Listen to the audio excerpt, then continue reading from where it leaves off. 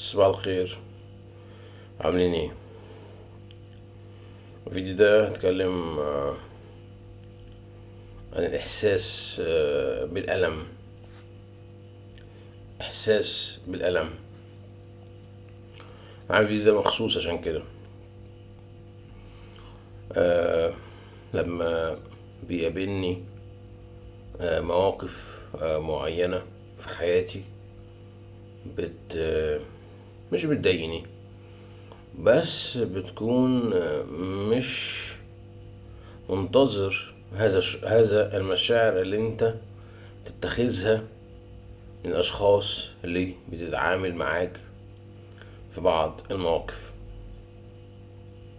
فبناء عليه لما انت مش بتلاقي اللي انت منتظره من الأشخاص دول بتحس بالألم. أنا عن نفسي، أنا بتكلم عن نفسي، فأنا بحس بالألم، إحساس الألم، إحساس بالألم يعني. تمام. ف فمش بكون قادر خالص ان انا اوجد وسيلة وطريقة تخليني من خلالها استبعد الالم ده.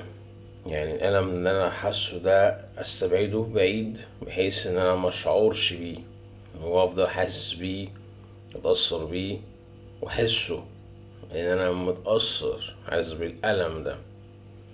تمام. نتيجة ان انا منتظر بعض المشاعر او منتظر بعض الردود الافعال المعينة، بلاقي من عكسها غير ان انا متوقعه ولا اي حاجة تانية خالص، وبعد كده اشعر بهذا الشعور اللي هو الالم. فانا عامل الفيديو ده خصيصا عشان القصة دي، وعشان اخرج آه، بعض الكلمات التي ممكن من خلالها تخفف شعوري بالألم. آه، أنا بقالي مدة النهاردة بالمناسبة 27 رمضان، كل سنة وانتم طيبين. معرفش الناس ازاي معتقدة ان ليلة 27 هي ليلة القدر، مع ان ربنا سبحانه وتعالى في القرآن الكريم ما محددش اني ليلة بالظبط. فمش عارف ليه الناس بت أحددتها يوم ليلة 27 رمضان. ما عنديش فكرة. أنا بدأت شوية أخف شوية عن شعوري بالألم شوية، عشان أفصحت عن شعوري ده، أفصحت عن موقفي ده تجاه هذا الموضوع. فممكن شوية أحس إن أنا يعني إيه أخف شوية منه يعني. فممكن من خلال هذا الفيديو إن إحنا نتطرق لبعض الأشياء ونتكلم عنها ونقولها. انا بصراحة موضوع اليوتيوب مش يعني واخده تنفيس، مش هدف، مش من خلاله ان انا احقق اي حاجة ولا فلوس، نجاح، شهرة.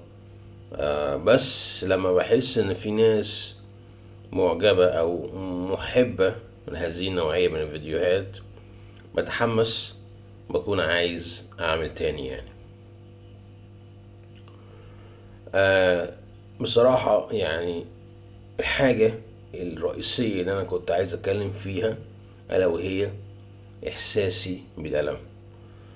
وما أتمناش إن أي حد آه إن هو يحس الإحساس ده، عشان إحساس صعب إن أنت إحساس بالألم. يعني أنت عمال تتألم، معرفش إيه ليه يعني، إيه السبب وكده يعني.